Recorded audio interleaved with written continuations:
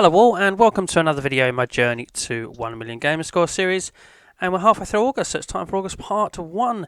So in August part 1, what have I got for you? I've got just over 4,000 Gamerscore, including 3 completions and 1 getting a completion back because the cheeky buggers added a little bit of DLC with Gamerscore to it. So with that, let's go to the gaming tab and indeed show you what I've got so far in the month of August.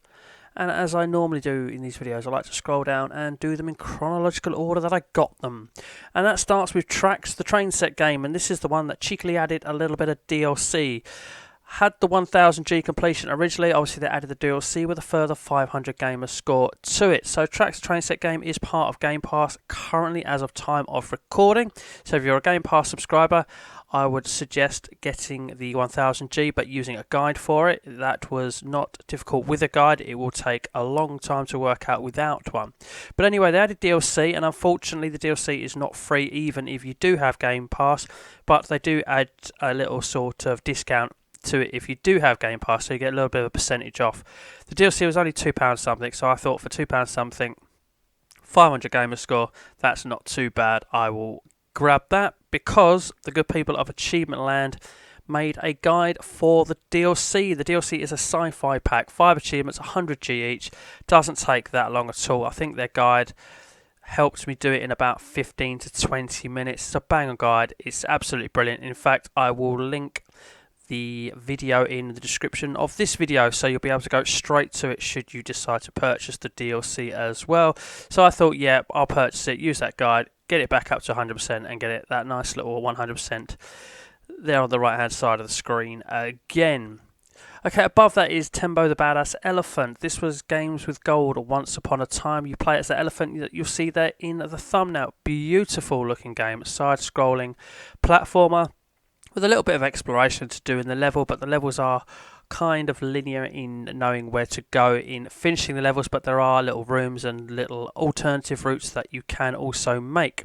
And I say that because in those alternative routes is where you'll find hidden civilians and enemies that you not necessarily need to kill, but you do need to kill all of them to assist you with other achievements. Now, this won't be an easy completion. There's a ton of rare achievements in this. Some of the levels do get tricky quite quickly as well. But you'll be tasked with doing the training as soon as you start it. You can learn all these abilities like his uppercut, his dash, his move where he jumps in the air and then drops really fast, obviously to basically squash enemies or break through platforms, which you'll need to do in order to progress through the level. So yes, once you've done the training complete, that'll take 5 minutes, 10G achievement. The first level on this is not too bad. I was able to find all the civilians in that first level and kill all the enemies, which you may not necessarily need to kill in order to finish the level. The phantoms, as I call it, there is a little sort of purple gauge that also will assist you in telling you how many there are left in the level, so you'll know if you're going to get it or not, or when you hit the level, you'd be like, hang on a minute, I missed some sort of thing. You'll know. So anyway, I was able to do all of that in the first level, which was 100G combined, 50G each for both of those achievements. I tried to do it in the second level and struggled without a guide. Maybe there's guides on YouTube to help you find all civilians and stuff like that. I don't know. I haven't looked into that yet. But this game is great, so I will return to it and hopefully get a little bit more out of it. Anyway, I think I finished up to the 4th level. Once I finished that 4th level, it unlocked, or it made me smash a lock to sort of get through to sort of the next level on the world map as such, and that was smashing the Phantom Lock. And then I just noticed that I could get this achievement done by repeatedly playing the first level and grinding that out. Basically, there are peanuts within a level. As you collect the peanuts, they go into a jar in the top left-hand corner screen. You fill up the jar, you get an extra life. I think you need about 300 peanuts to fill up the jar and then get an extra life. That achievement isn't worded brilliantly. It says you obtained 10 peanut butter jars. That means having 10 lives on screen at once. You can't just get up to 8, lose a couple of lives, get another 2, it'll unlock. No, it needs to say 10 in that top left-hand corner. So yeah, I did that by just repeatedly playing the first level. I think I was on about 2 or 3 lives and then about half an hour's worth of just playing the first level over and over again. I was sort of getting 2 lives at a time by finishing the first level minimum, sometimes nearly 3, but sometimes I did get 3 because I was very close to getting a life on the previous one and so on. But so yeah, I was able to grind that achievement out. Really fun game. We'll look forward to returning to that at some point. Probably a couple of hours worth of gameplay there got me that 155. Above that is Rogue Cube, the first proper 100 100% completion of the month. No DLC here. So yeah, this is a little twin stick shooter. The maps are sort of Zelda-like in appearance, but obviously the level is all on one map. To progress through the levels, you need to kill every enemy within the map, and then that will open up a gate. You leave the gates and you go on to the next level and do the same again. You need to get to level 6 boss in order to get all the levels, because beating the boss on level 6 is an achievement itself. But killing your first enemy, that'll happen straight away. Unlock Sam. Once you do unlock Sam, I would suggest using him. You can carry 2 guns at once, and he has sort of added power to weapons. However, melee weapons with him basically aren't a thing. They're pretty much, no, that's his weakness. So every character has a weakness and a strong point. His is not being able to use melee weapons, basically, or them not doing any damage. So I would suggest before you pick him, though, after you unlock him, make sure with the starting guy that you return a bullet with your melee weapon, and then you won't need to be him again. Complete a level without opening any chest. Self-explanatory, just make sure you know that's there. Spawn 10 times means dying 10 times. Believe it or not, that will come quite quickly, because it's a little bit tricky, this one. I can't imagine most people will do it sort of all achievements and not the spawn ones sort of in one hit. Complete the beach levels, does exactly what it says there. Spawn 20 times. Defeat Rufus, who is the boss at the end of the 3rd level. So yeah, that's kind of progression on your way to needing to get to the 6th level. That's not too bad to get to. It's beyond that, it starts to get a little bit more difficult. Playing a daily run, that is another mode that I wasn't aware of when I first started, that had a separate achievement. So once I read the achievement list, I saw it was a thing. I just went and played a daily run. It unlocks straight away pretty much as soon as you start playing.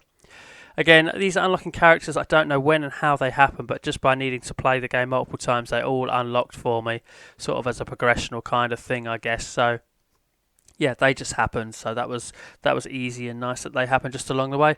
And that's the other boss that I'm telling you about, the level 6 boss that you need to get to. I was going to say, the game is a bit tricky in getting to him.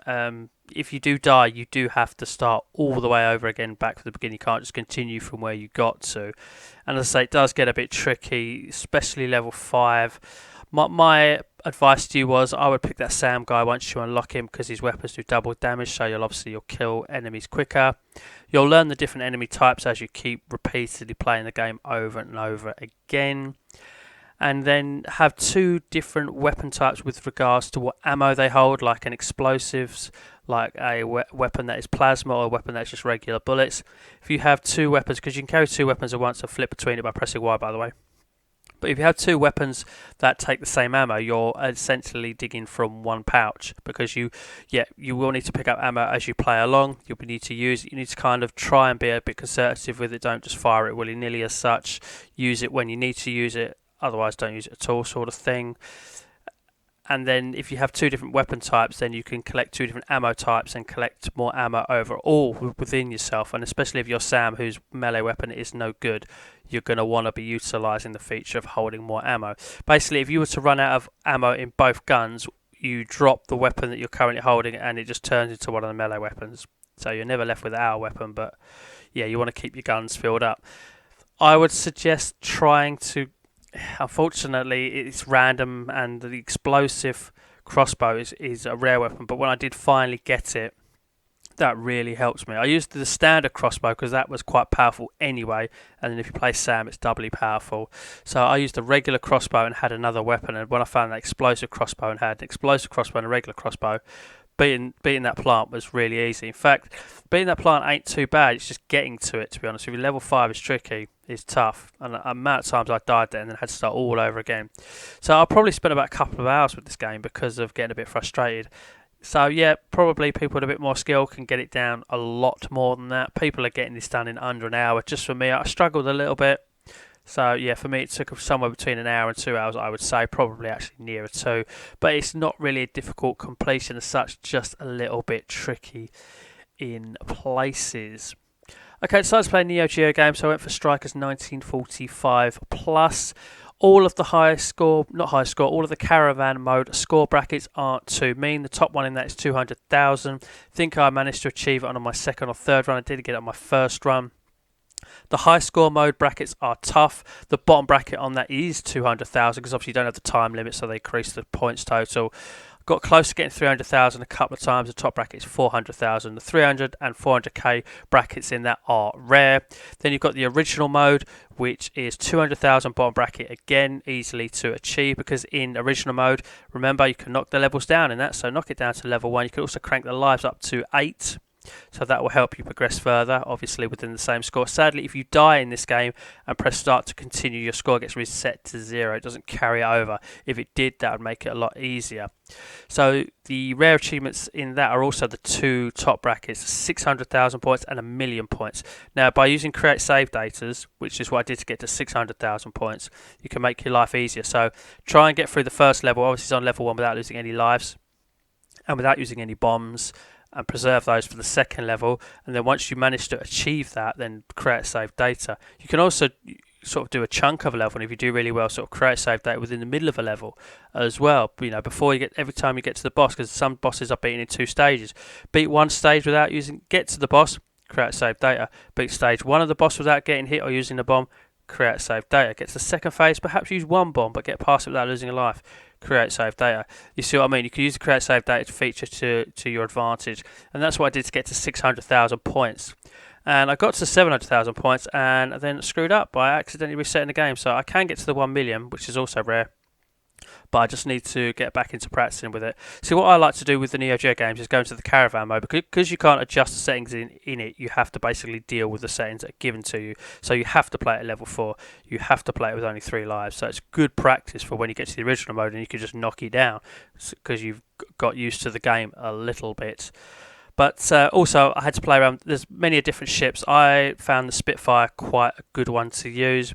Basically, its bomb has like a double attack. It sort of does a bomb on the screen, flips around, and the planes that you fire out as your special attack then do a sort of a machine gun wave as well. But each time it's a wave, it's also a shield. So it's like a shield, attack, flip round, shield, attack, rather than the other ones, which are all just one-hit wonders. So I used a Spitfire on that. So 660 out of that, I would say, is easy and can be done in under an hour. The rest of it you can get done, but you're going to have to put a lot of practice into it. Okay, so above that is the Simpsons Arcade game. This was just revisiting it. I completed that a long time ago. It's delisted on Xbox Live Arcade Store. Just played it as part of my Fighting with 5 Live series that I do. It's a shame it got delisted, because that 200G is real easy, but it wasn't around long. Okay, above that is Prehistoric Dude. Now, when I first saw this, it's Rat Like a Game, so I thought, oh, Rat Like a Game. I watched it and I thought it was just a standard platformer. It's not. I played it for a little while without any form of guide and got about 400G before I realised it was sort of your Metroidvania style sort of rooms, go back, find keys, you know, do this, do that, rather than just the straightforward left to right platformer sort of linear path get to the end. So with that, I then decided to use a guide because I wasn't really enjoying the game, sadly. I found a guide by the channel The Hidden Levels, which I've used guides for before. You can find that guide in a playlist on my channel called Guides I've Used with 100% success and can vouch for. You can find that guide in there. So if you wish to play this game, which is what, it's $4.99. If you buy it sort of in the first couple of weeks of coming out, it's $3.99. So it's cheap. And then with that guide is 15 minutes long. I mean, if you can follow it as it's going along, then great, you'll get it done in that time. But I would say allow for pausing and such like that, like he actually says in his video. Then 30 to 40 minutes is what he quotes. With pausing, that's a fair judgment, under an hour with the guide easily. Don't use a guide, you'll be putting a lot more time into it. So you only have to get to the second level boss as well in this. You don't have to play the entire game beyond that if you just want to get the Gamerscore out of it too. So yep, under an hour that one. Please use a guide if you want it to be quick. And then finally I decided to spend £9.99 on Formula Retro Racing because it looks a bit like Virtua Racer and I thought that was pretty cool. So this one would take a few hours, I would imagine. I think it probably took me around about 4 or 5 hours worth of gameplay. So yeah, completed a race and finishing a first place in a race there. That was literally within minutes of playing the game. There's an arcade mode and an eliminator mode, and then in the arcade mode, I think you start off with about 5 or 6 tracks unlocked, and then you earn points towards your licenses, which is in the top right corner.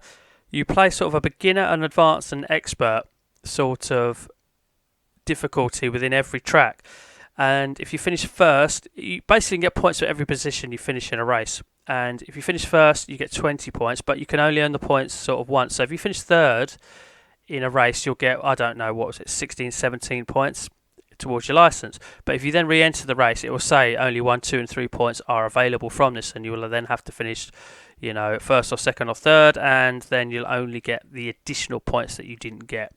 So yeah, you get 20 points for finishing first on a beginner, 40 points for finishing first on an advanced, and if you can do the expert and finish first, you'll get 60 points. You will get tracks unlocked as well as you go through your points. So I think that one was, I don't know, 50, 60 points or whatever, and the desert tracks unlocked. Finish first in 3 races. I did 3 different races. I don't know if you can do the same race, finish first, do the same race, finish first, you know, and it will unlock. I did 3 different races and finished first, but that wasn't too hard to do. Amateur license, again, I think it might be 100 points or something, the amateur license. And then forest track unlocked, mountain track unlocked. One of them was 125 points on your license. The semi-pro license, I think, was 200 points. The professional license was definitely 400 points.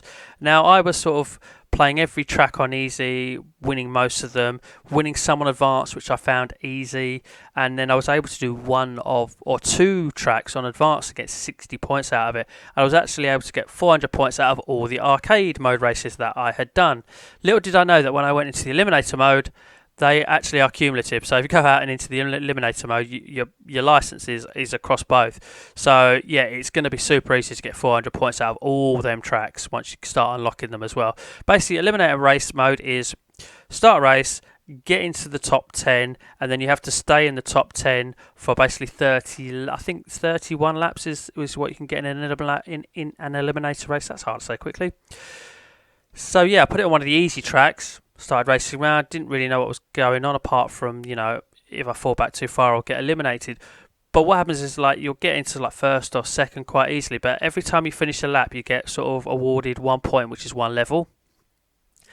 And every time you finish a lap, the AI actually gets faster, and you have to stay in the top 10 to be able to basically continue racing and finish laps to go up a level. So I was able to, by just playing the easiest track, the first one, very first one you start with on level, you know, and I got to about level 22 before I had a crash, and it cost me, you know.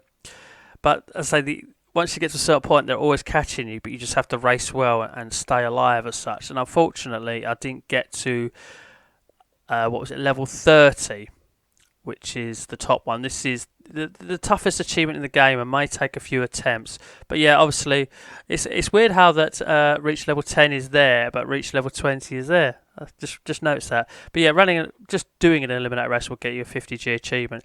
But yeah, as I say, I didn't get to level 30 the first time I did it, but then I did another track, which was, I can't remember the name of it. As you're looking at the track, there's a row at the top and a row at the bottom, and the track that's bottom left, so bottom row far left, is the track that I was able to do it with. It's basically a sort of speedway ring, but the corners are sloped up, and if you stay on the inside of the track extreme, you will actually gain ground every time you go around a corner, because even when the AI is faster than you, you'll gain on them because they kind of use the middle to higher ground. So if you stay low in the turns, that's a Daytona line, then you'll actually gain on them. And by using that specific track, I was able to actually finish the eliminator race, and as I say, just do it on the beginner as well. So I was able to get that done on my second attempt of doing an eliminator race. From what I've read on True Achievements, some people are struggling with it. I looked at the solution for that and I thought, no, that looks a little bit tricky. I'm going to see if I can do it just by doing one of the easy tracks. And I tried the technically easiest track and didn't do it, and then I did it on that sort of speed ring track. I forget its specific name, but bottom row, far left track. So it was a fun-ish game. It wasn't the most polished of racer, but it was all right. But I kind of enjoyed it, and probably took around I put about 3 hours into it last night, and I put probably a couple of hours max in it tonight. So if I say 5 to 6 hours, if you're, and I'm not that great at racing games, you can get it done. A lot of people may even get it done in half the time if you don't mess around with some of the tracks where I was determined to go first after finishing second or third and going back and only get 1 point. So if you just move on and do another track, then you'll accumulate points quicker. But anyway, that is what I've got in the first half of August. That's August part 1 wrapped up. So thank you very much for listening and watching. If you like this video, please do hit a thumbs up. And thank you very much for watching. And please do, always, please do, take care.